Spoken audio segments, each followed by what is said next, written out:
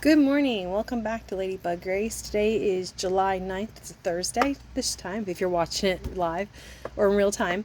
We're going to be doing 2 Chronicles 24 and 25. We're going to do Matthew 12. Psalm 9 will be at the end of the video as well as in a separate folder. And Proverbs 9 is also in a separate folder for you to listen to at your convenience. So let's get started with 2 Chronicles 24. Joash repairs the temple. Joash was 7 years old when he became king, and he reigned in Jerusalem 40 years. His mother's name was Zibiah, and she was from Beersheba. Joash did what was right in the eyes of the Lord all the years of Jediah. And Joash did what was right in the eyes of the Lord all the years of Jehoiada the priest. Jehoiada chose 2 wives for him, and he had sons and daughters. 24 is a long one. Sometime later, Joash decided to restore the temple of the Lord. He called together the priests and Levites and said to them, "Go to the towns of Judah and collect the money due annually from all of Israel to repair the temple of our God. Do it now." But the Levites did not act at once. Therefore the king summoned Jehoiada the chief priest and said to him, "Why haven't you required the Levites to bring in from Judah and Jerusalem the tax imposed by Moses the servant of the Lord and by the assembly of Israel for the tent of the covenant law?" Now the sons of the wicked woman Athaliah had broken into the temple of God and had used even its sacred objects for the Baals. At the king's command, a chest was made and placed outside at the gate of the temple of the Lord. A proclamation was then issued in Judah and Jerusalem that they should bring to the Lord the tax that Moses the servant of God had required of Israel in the wilderness.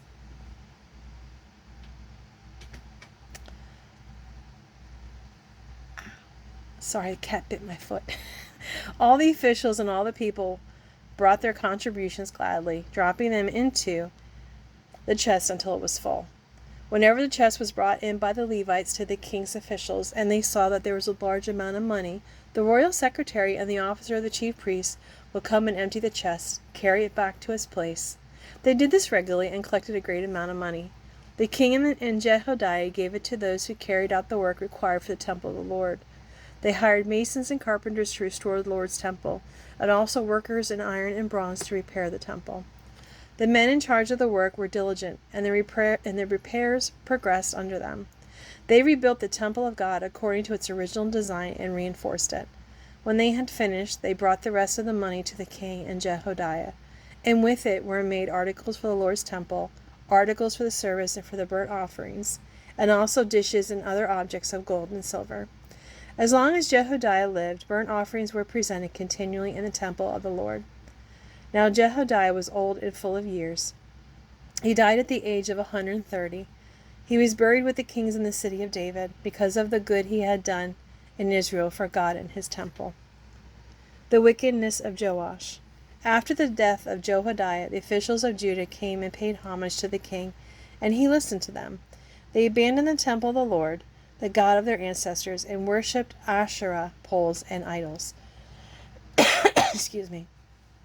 Because of their guilt, God's anger came on Judah and Jerusalem. Although the Lord sent prophets to the people to bring them back to him and thought they testified against them, they would not listen.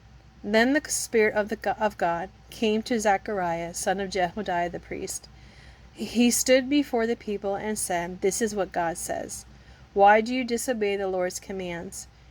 You will not prosper. Because you have forsaken the Lord, he has forsaken you." But they plotted against him, and by order of the king they stoned him to death in the courtyard of the Lord's temple. King Joash did not remember the kindness of Zechariah's father Jehoiada had shown him, but killed his son, who said as he lay dying, "May the Lord see this and call you to account." At the turn of the year, the army of Aram marched against Joash. It invaded Judah and Jerusalem and killed all the leaders of the people. They sent all the plunder to their king in Damascus. Although the Aramean army had come with only a few men, the Lord delivered into their hands a much larger army. Because Judah had forsaken the Lord, the God of their ancestors, judgment was executed on Joash. When the Arameans withdrew, they left Joash severely wounded. His officials conspired against him for murdering the son of Joadiah the priest, and they killed him in his bed. So he died and was buried in the city of David, but not in the tombs of the kings. Those who conspired against him were Zabad, son of Shemeth, an Ammonite woman, and Jehozabad, son of Shimrith, a Moabite woman. The account of his sons, the many prophecies about him, and the record of restoration of the temple of God are written in the annotations of the book of the kings. And Amaziah his son succeeded him as king. Chapter 25. Excuse me. Do this every morning, I know. Amaziah, king of Judah.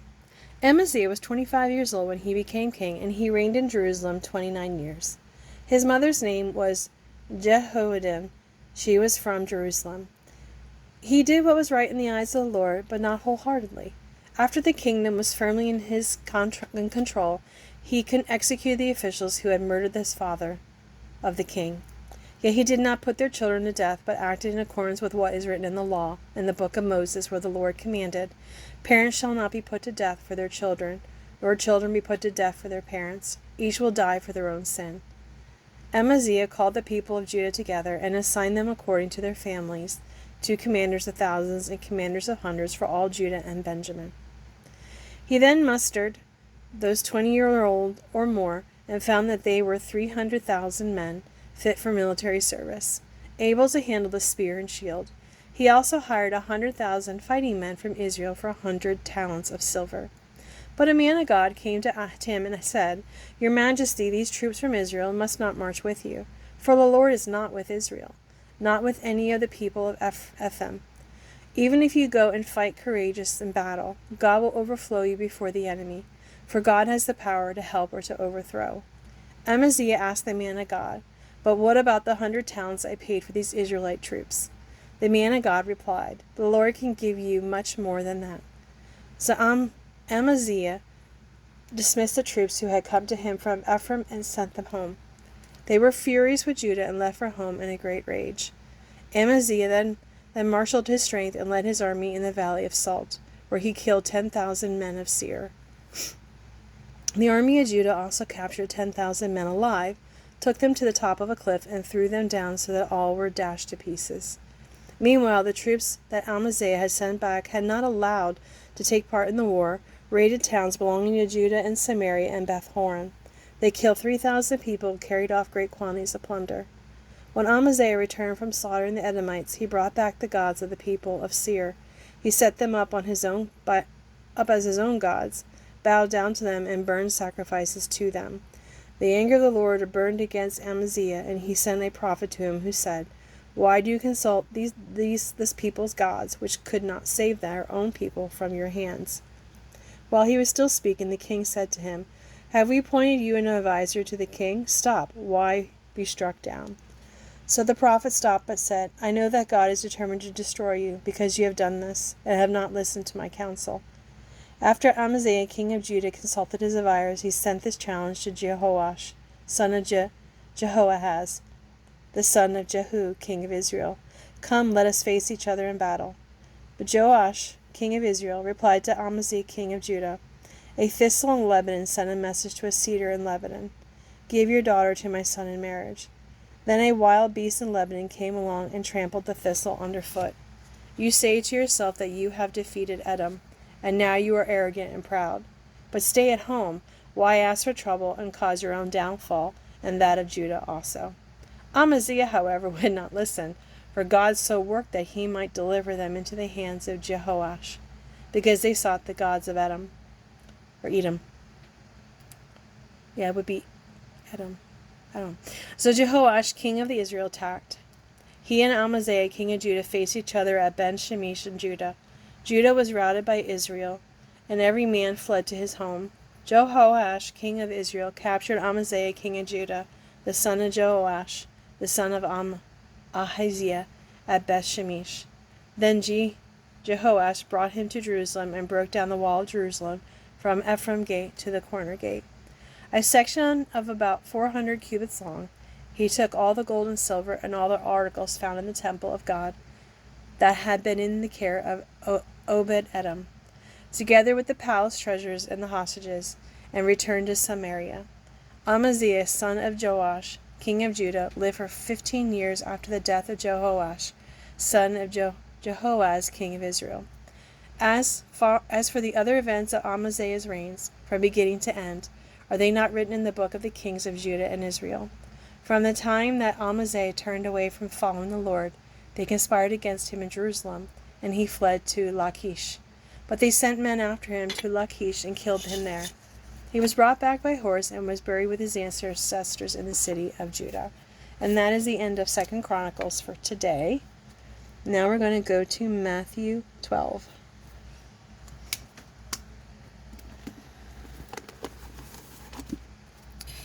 The disciples pick wheat on the Sabbath. At the time Jesus went through the grain fields on the Sabbath, his disciples were hungry and began to pick some heads of grain and eat them. When the Pharisees saw this, they said to him, "Look, your disciples are doing what is unlawful on the Sabbath." He answered, "Haven't you read what David did when he and his companions were hungry? He entered the house of God, and he and his companions ate the consecrated bread, which was not lawful for them to do, but only for the priests.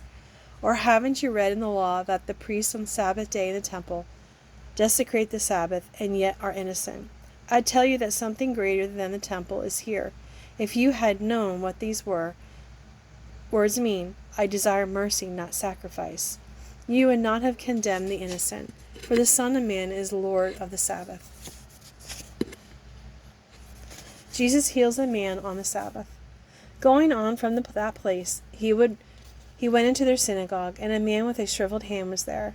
Looking for a reason to bring charges against Jesus, they asked him, "Is it lawful to heal on the Sabbath?" He said to them, "If any of you had a sheep and it falls into the pit on Sabbath, will you not take hold of it and lift it out? How much more valuable is a person than a sheep? Therefore it is lawful to do good on the Sabbath." Then he said to the man, "Stretch out your hand." So he stretched it out, and it was completely restored, just as sound as the other. But the Pharisees went out and plotted how they might kill Jesus. Large crowds followed Jesus. Aware of this, Jesus withdrew from that place. A large crowd followed him, and he healed all who were ill. He warned them not to tell others about him. This was to fulfill what was spoken through the prophet Isaiah.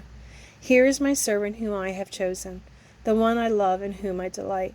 I will put my spirit on him, and he will proclaim justice to the nations. He will not quarrel or cry out.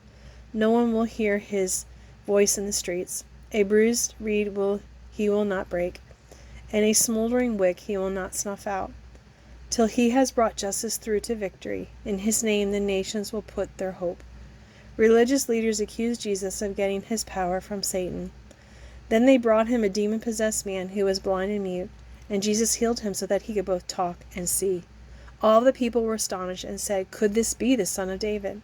But when the Pharisees heard this, they said, "It is only by Beelzebul, the prince of demons, that this fellow drives out demons." Jesus knew their thoughts and said to them, "Every kingdom divided against itself will be ruined, and every city or household divided against itself will not stand. If Satan drives out Satan, he is divided against himself. How then can his kingdom stand? And if I drive out demons by Beelzebul, by whom do you people drive them out? So then they will be your judges. But if it is by the Spirit of God that I drive out demons, then the kingdom of God has come upon you. Or again, how can anyone enter a strong man's house and carry off his possessions, unless he first ties up the strong man? Then he can plunder his house. Whoever is not with me is against me, and whoever does not gather with me scatters. And so I tell you, every kind of sin and slander can be forgiven, but blasphemy against the Spirit will not be forgiven. Anyone who speaks a word against the Son of Man will be forgiven, but anyone who speaks against the Holy Spirit will not be forgiven, either in this age or in the age to come. Make a tree good, and its fruit will be good, or make a tree bad, and its fruit will be bad. For a tree is recognized by its fruit. You brood of vipers, how can you who are evil say anything good? For the mouth speaks what the heart is full of. A good man brings good things out of the good stored up in him. An evil man brings out evil things out of the evil stored up in him. But I tell you that everyone will have to give account on the day of judgment for every empty word they have spoken. For by your words you will be acquitted, and by your words you will be condemned. Religious leaders asked Jesus for a miraculous sign. Then some of the Pharisees and teachers of the law said to him, Teacher, we want to see a sign from you. He answered, A wicked and adulterous generation asks for sign, but none will be given it except the signs of the prophet Jonah. For as Jonah was 3 days and 3 nights in the belly of a huge fish, so the Son of Man will be 3 days and 3 nights in the heart of the earth. The men of Nineveh will stand up at the judgment with this generation and condemn it, for they repented at the preaching of Jonah, and now something greater than Jonah is here. The queen of the south will rise up in the judgment with this generation and condemn it, for she came from the ends of the earth to listen to Solomon's wisdom. And now something greater than Solomon is here. When an impure spirit comes out of a person, it goes through arid places seeking rest and does not find it. Then it says, I will return to the home I left. When it arrives, it finds the house unoccupied, swept clean and put in order. Then it goes and takes with it 7 other spirits more wicked than itself, and they go in and live there. And the final condition of that person is worse than the first. That is how it will be with this wicked generation. Jesus describes his true family. While Jesus was still talking to the crowd, his mother and brothers stood outside wanting to speak to him. Someone told him, Your mother and brothers are standing outside wanting to speak to you. He replied to them, Who is my mother and who are my brothers? Pointing to this disciple, he said, Here are my mother and my brothers, for whoever does the will of my Father in heaven is my brother and sister and mother. All right, now we're going to go on to Psalm 9. All right, Psalm 9. The theme is, God never ignores our cries for help. I will give thanks to you, Lord, with all my heart. I will tell of all your wonderful deeds. I will be glad and rejoice in you. I will sing the praise of your name, O Most High. My enemies turn back, they stumble and perish before you. For you have upheld my right and my cause, sitting enthroned as the righteous judge. You have rebuked the nations and destroyed the wicked. You have blotted out their name forever and ever. Endless ruin has overtaken my enemies, and have uprooted their cities. Even the memory of them has perished. The Lord reigns forever. He has established his throne for judgment. He rules the world in righteousness, and judges the people with equity. The Lord is a refuge for the oppressed, a stronghold in times of trouble. Those who know your name trust in you. For you, Lord, have never forsaken those who seek you. Sing the praise of the Lord enthroned in Zion. Proclaim among the nations what he has done. For he who avenges blood remembers. He does not ignore the cries of the afflicted. Lord, see how my enemies persecute me. Have mercy and lift me up from the gates of death, that I may declare your praises. In the gates of the daughter Zion, and near there rejoice in your salvation. The nations have fallen into the pit and have dug. Their feet are caught in the net they have hidden. The Lord is known by his acts of justice. The wicked are ensnared by the work of their hands. The wicked go down to the realm of the dead. All the nations that forget God, but God will never forget the needy, and hope of the afflicted will never perish. Arise, Lord, do not let mortals triumph. Let the nations be judged in your presence. Strike them with terror, Lord. Let the nations know they are only mortal. Well, thank you for joining me today. I greatly appreciate you being here. Have a wonderful day and a blessed day.